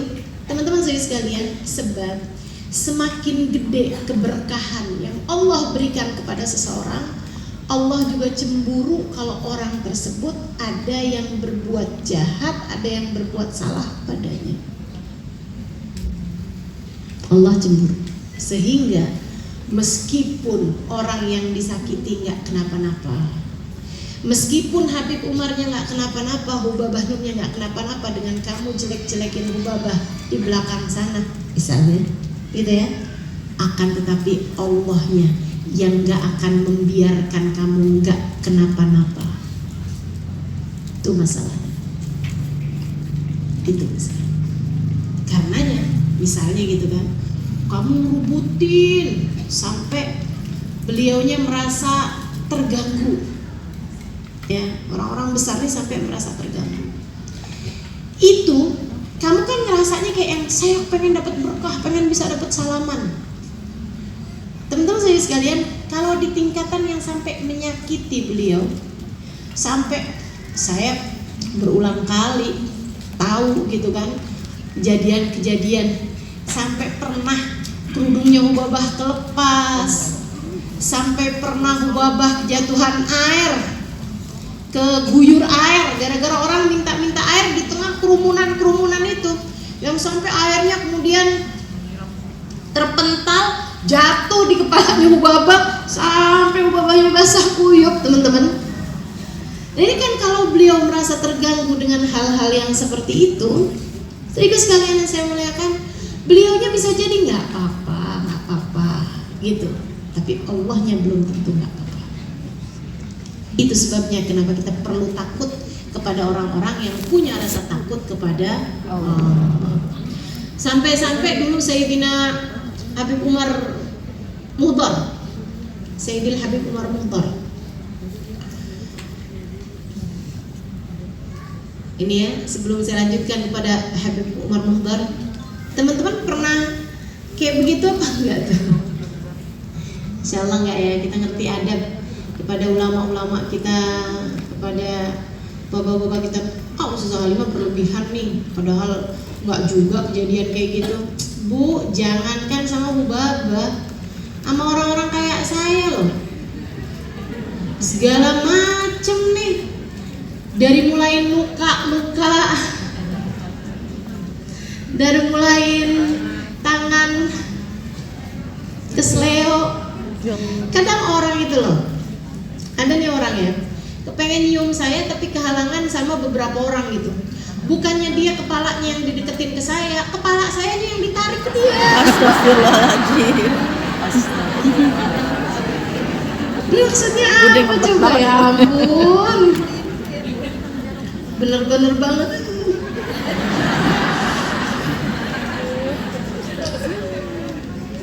Jari tangan saya ini sering pisah. Apalagi disalamin orang, ada yang dapat jempol,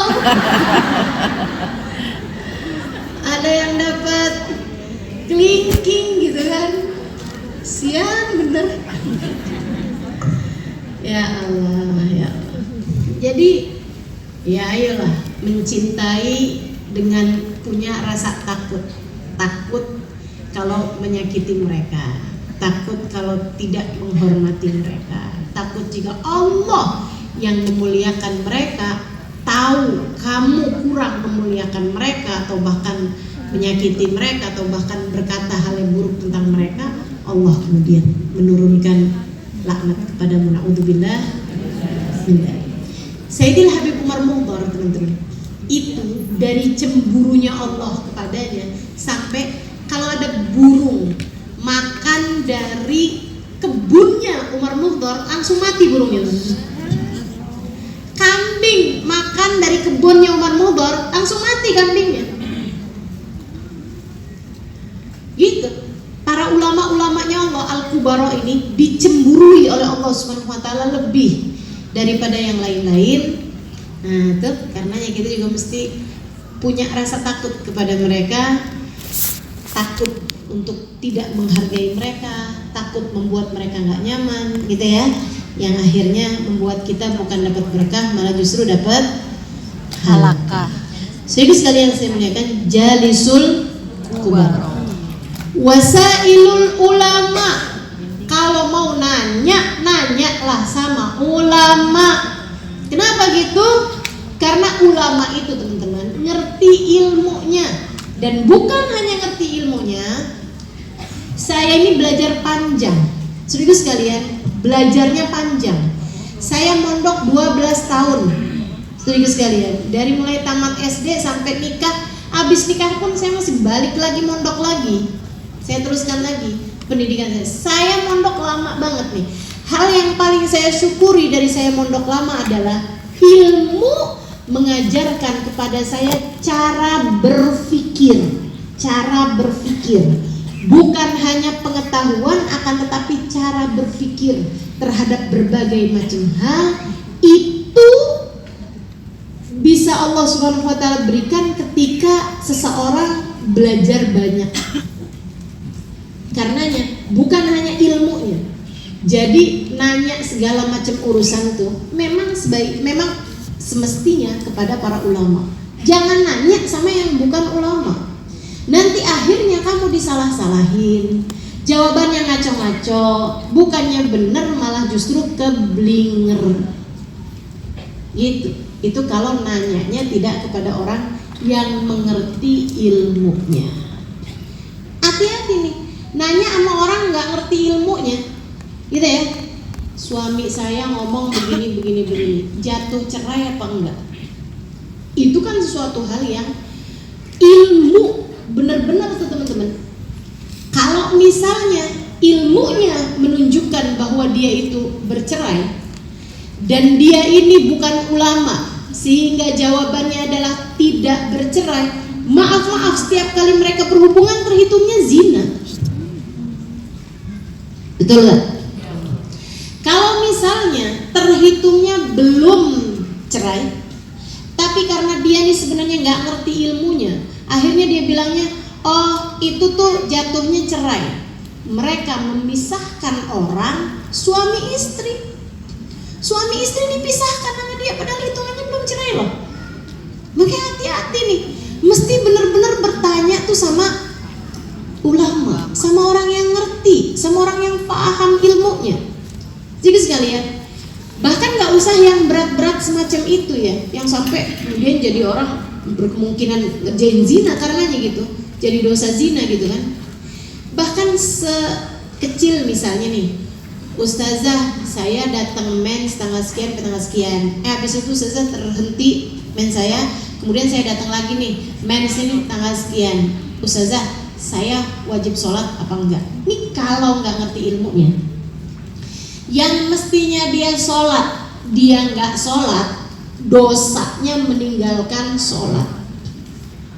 Kalau yang semestinya dia nggak sholat, dia dibilangnya sholat, dia juga mengerjakan sholat tidak pada waktunya. Tetap sholat itu salah satu dari dosa besar juga. Saudaraku sekalian, betapa sangat pentingnya ilmu gitu. Makanya kalau nanya apa-apa, jangan kepada orang yang tidak berilmu. Itu udah ditunjukin tuh sama Nabi Muhammad SAW di masa hidupnya Nabi. Ada orang mati, teman-teman sekalian. Ada orang mati. Matinya gara-gara dia sakit. Dia matinya gara-gara kebanyakan di badannya ini kena debu, kemasukan debu yang banyak. Ini tuh sebabnya dia tuh lagi sakit, nggak boleh pakai air. Nanya ke temennya, saya nih lagi sakit nggak boleh pakai air. Oh, tayamum, katanya dia nih. Dia dengar ilmunya nih, dia tahu nih ilmunya nih, tayamum. Gimana caranya tayamum? Usapin pakai debu muka sama tangan. Oh gitu. Saya sekarang wajib mandi besar. Guling-guling. Wajib mandi besar. Saya nggak boleh pakai air. Berarti saya mesti kayak gimana tayamumnya? Oh, dia mikir sendiri nih.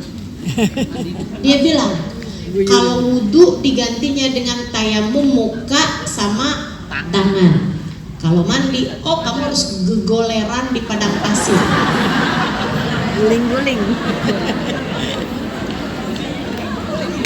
Mandi debu. Dia mandi debu, teman-teman ibu sekalian, sakit kritis, meninggal dunia.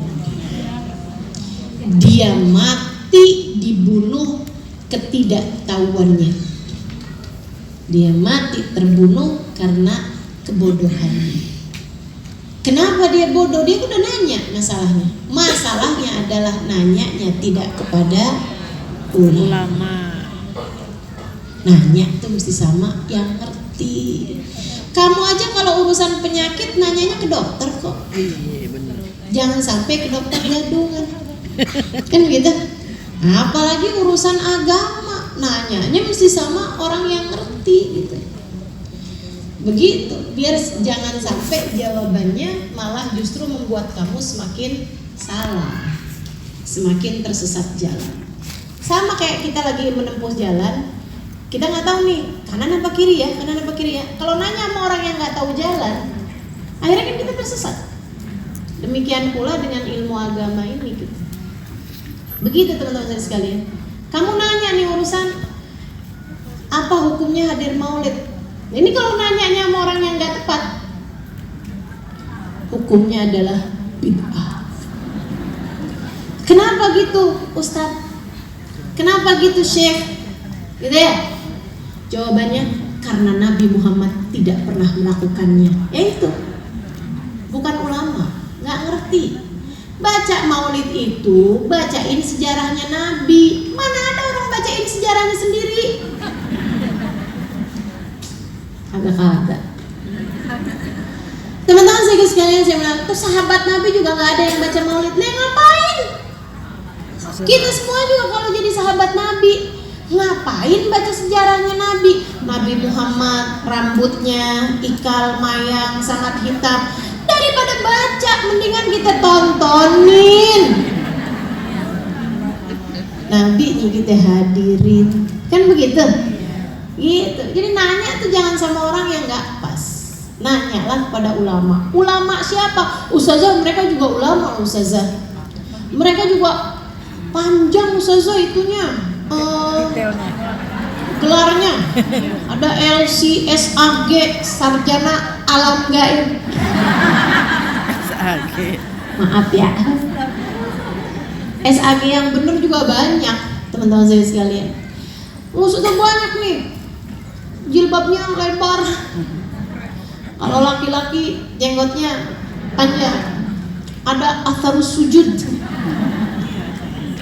Di kepalanya ada tanda sujud ustazah, dari lamanya dia sujud. Saya kenal ulama-ulama yang sepanjang malam sujud kepada Allah.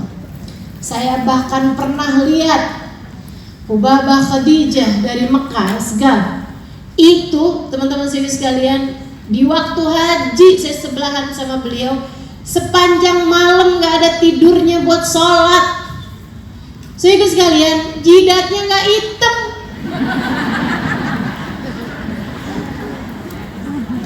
Saya nggak ngerti itu. Apa jangan-jangan mereka sujudnya di atas panci?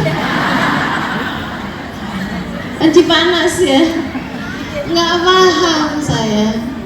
Masya Allah. Dalil simahum fi wujuhihim min atharus sujud. Ada simah di wajah mereka, ada tanda di wajah mereka dari bekas sujud.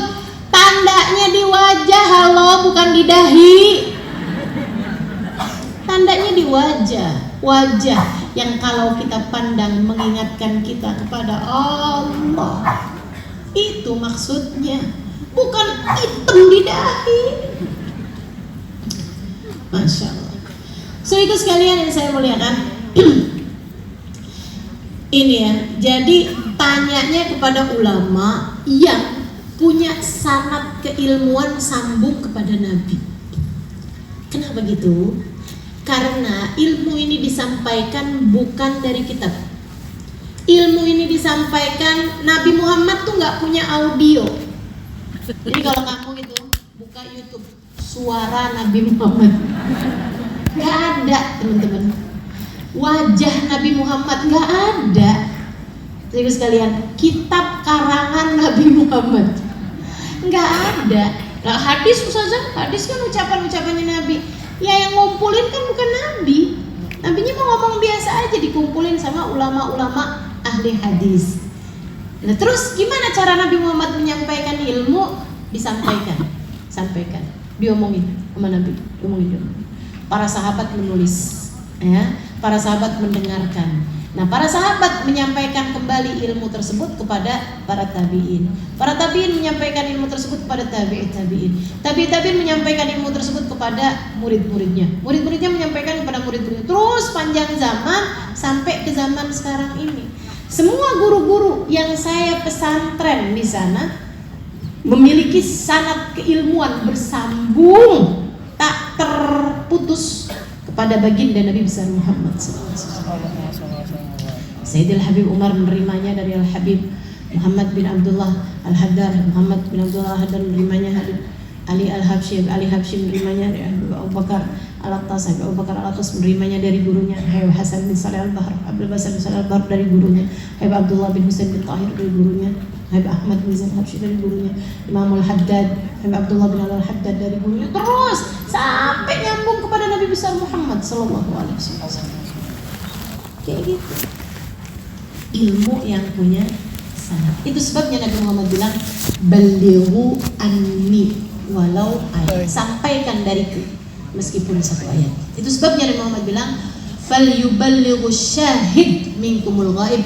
Hendaklah orang yang hadir di antara kalian menyampaikan kepada yang tidak pernah berjumpa denganku.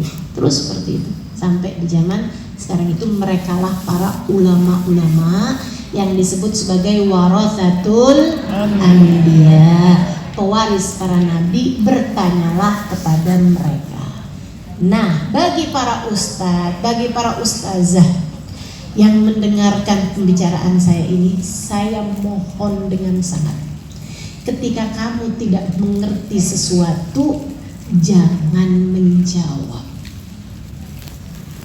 Kalau nggak ngerti, jangan dijawab. Kalau nggak paham, jangan dijawab. Biar umat nggak semakin bingung. Ada orang-orangnya kok yang paham.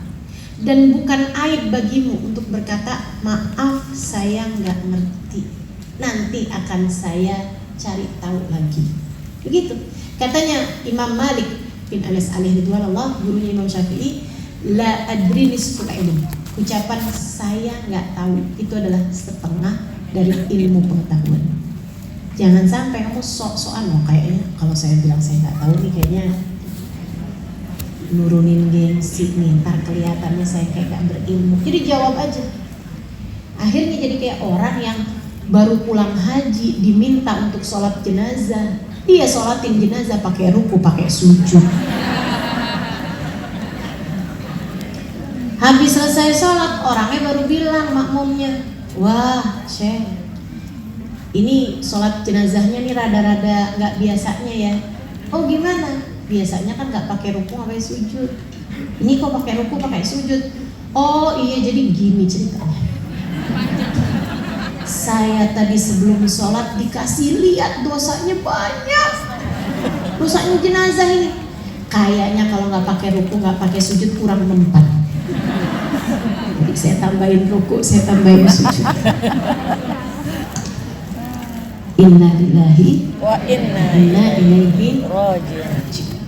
Jalisul kubara wasailul ulama. Terus satunya Wa khalatul hukam. wa khalatul Hukama. Bergaullah sama orang-orang yang bijaksana. Siapa sih orang yang bijaksana? Tahu apa yang harus dilakukan dan harus dikatakan pada waktu yang tepat kepada orang yang tepat. Itu namanya orang bijaksana.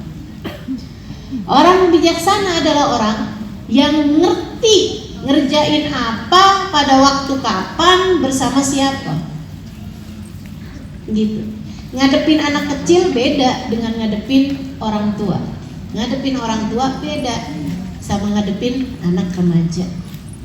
Gitu kan? Orang dewasa dia paham. Dia paham dia harus apa. Kenapa ada orang bisa dewasa, bisa bijaksana, bisa jadi hakim, bisa jadi orang didasari karena dua hal, teman-teman. Orang jadi bijaksana tuh dasarnya dua hal. Satu ilmu, dua pengalaman. Gitu ya. Makanya nggak semua orang berilmu bisa jadi bijaksana. Dan orang bijaksana nggak harus yang berilmu banyak banget dia jadi bijaksana gitu. Ilmunya kadang nggak banyak tapi ditambah dengan pengalaman hidupnya, dia belajar dari pengalaman hingga dia pun menjadi orang-orang yang bijaksana. Gitu.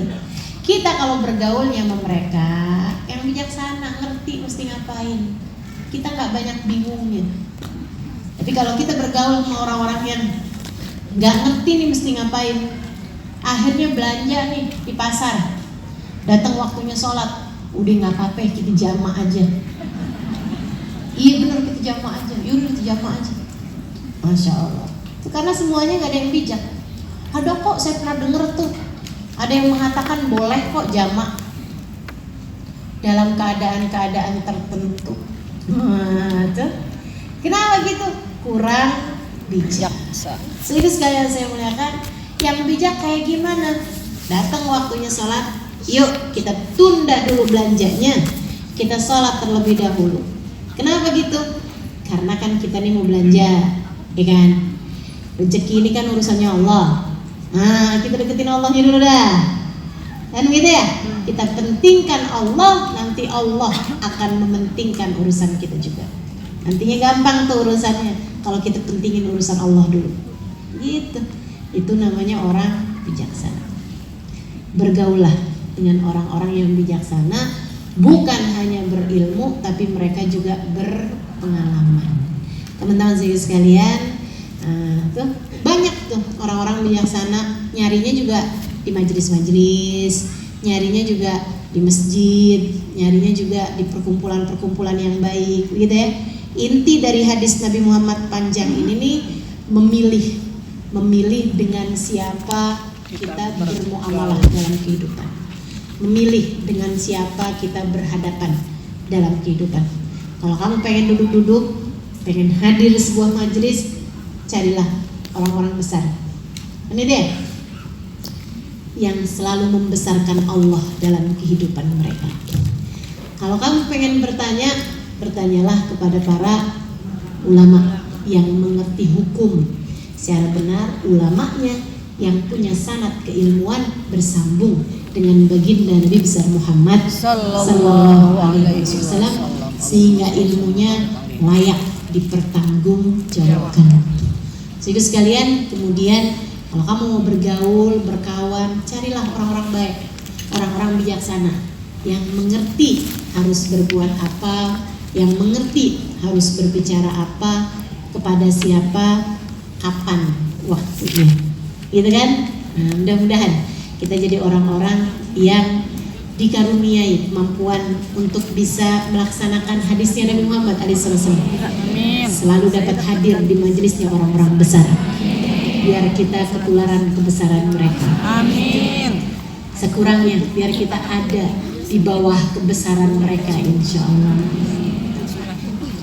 Kita harus selalu ngajinya kepada para ulama-ulama yang bersanad, yang mudah-mudahan Allah karuniakan kepada kita guru-guru dalam kehidupan yang memiliki sanad bersambung pada baginda kita Nabi besar Muhammad SAW. Alhamdulillah di zaman ini masih banyak, kita perlu doakan anak cucu kita. Mudah-mudahan mereka semuanya juga dikaruniai guru-guru yang mampu membimbing kehidupan mereka, dikaruniai guru yang mampu membimbing mereka dan bisa membawa mereka ke jalan Allah Subhanahu wa ta'ala. Dan kita dan seluruh keluarga kita mudah-mudahan dapat selalu bergaul dengan orang-orang baik, orang-orang saleh, orang-orang yang bijaksana. Insya Allah. Rabbana zalamna anfusana wa illam taghfir lana wa tarhamna lanakunanna minal khasirin. Rabbana atina fid dunya hasanah wa fil akhirati hasanah wa wa qina adzabannar. Subhana rabbika rabbil izzati amma yasifun. Wassalamun alal mursalin walhamdulillahi rabbil ila hadratin Nabi Muhammad sallallahu alaihi wasallam. Al-Fatihah.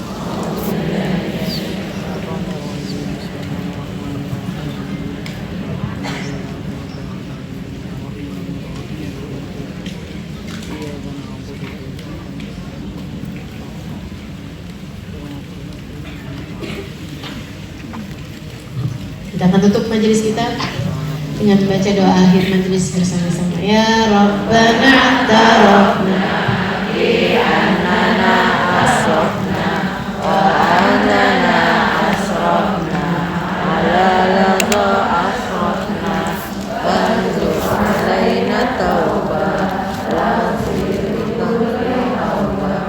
wastur lana al-awrati wa aminir rawati waghfir li walidina rabbi wa mauludina wal ahli wal ikhwani wasairil khilani wa kulli dhi mahabbah au dirati au sohbah wal muslimina ajma. Amin ya rabbi asma fadlan wa judan manna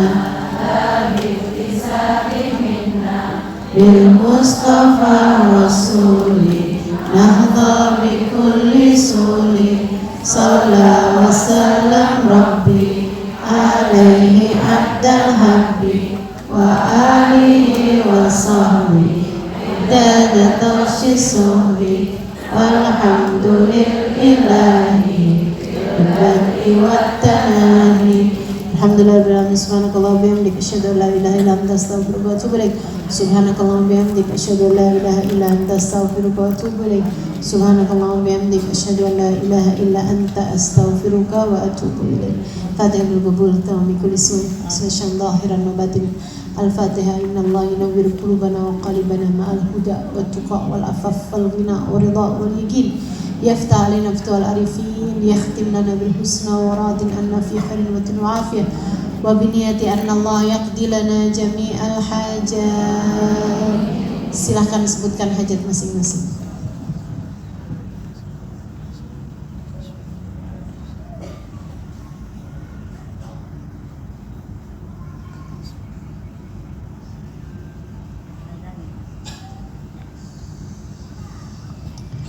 وبنية الشفاء العاجل لجميع مرضى المسلمين مرضانا يا رب. Mudah-mudahan yang sakit-sakit segera diberi kesembuhan. Ada beberapa sahabat-sahabat saya yang sedang sakit, mudah-mudahan Allah angkat penyakitnya. Keluarga saya juga ada yang sedang sakit, mudah-mudahan Allah sehatkan semuanya insyaallah. Kita minta pada Allah Subhanahu wa taala yang sakit-sakit biar pada sehat.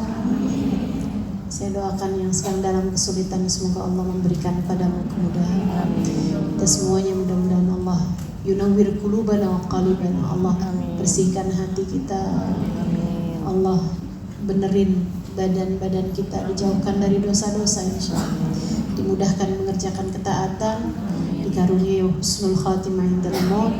La hadratin Nabi Muhammad sallallahu alaihi wasallam. Al-Fatihah.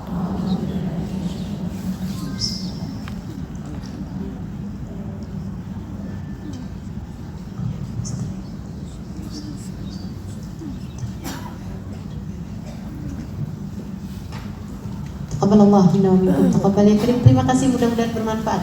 Kurang lebihnya mohon maaf. Billahi taufiq wal hidayah. Wal afu minkum. Assalamualaikum warahmatullahi wabarakatuh.